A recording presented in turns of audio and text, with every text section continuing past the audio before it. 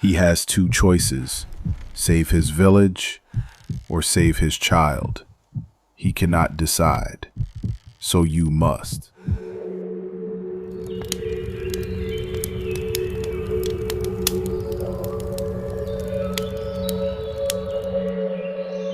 The harmattan wind had stolen the rain for 2 seasons.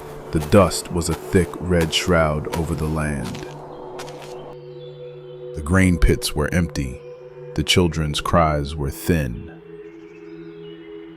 In his own hut, his wife's breath rattled with fever, and his newborn son Ife was too weak to cry. He had 2 families to save, the one in his hut and the one that was the village. Every evening, the villagers would gather, their hopes dwindling with the setting sun. Only the Mami, the village's oldest seer, still spoke of hope and its price. One day, her grip like iron, she pulled Ekon close.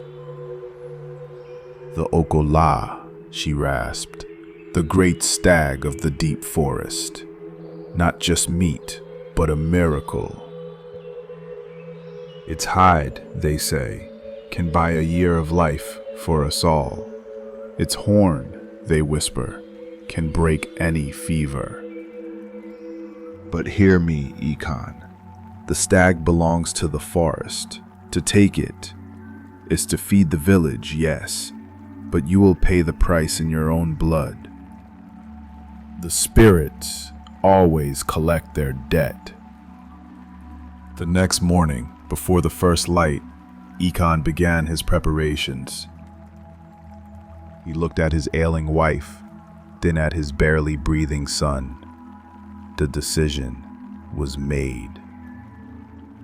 With a heavy heart and an even heavier burden, Ekon stepped into the pre-dawn silence. Towards the deep forest and the legend he went. The world shifted as he stepped across the invisible threshold into the deep forest. The air grew heavy, thick with the scent of damp earth and ancient secrets. Every shadow seemed to hold an ancient eye, every rustle a whispered warning.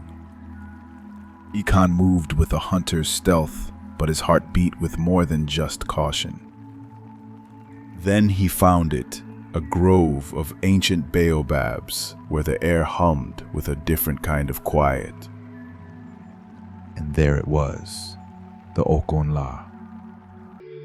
It stood, not with the arrogance of a king, but the quiet grace of a spirit. Its hide, the color of the setting sun, pulsed with the soft, golden light. His fingers found the bowstring. Each pull was a whisper of a prayer. He saw the village, heard the cries of the starving. He saw his wife, her fading light.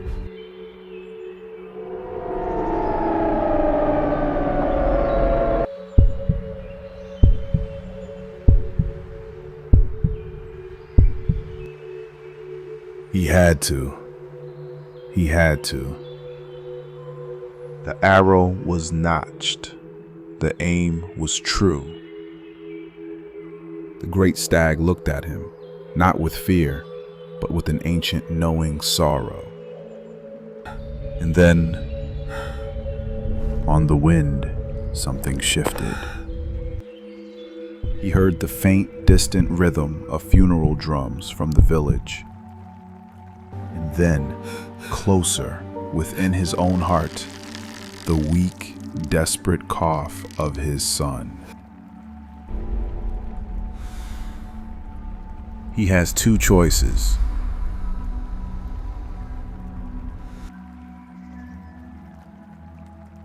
He lowers the bow.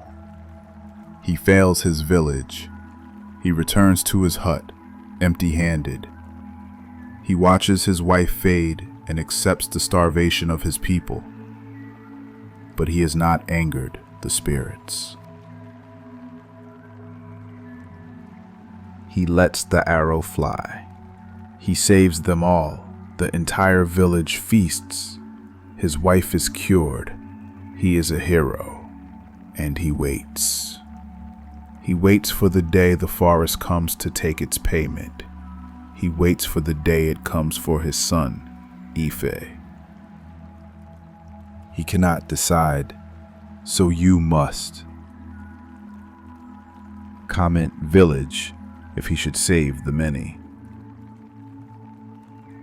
Comment family if he should save his own.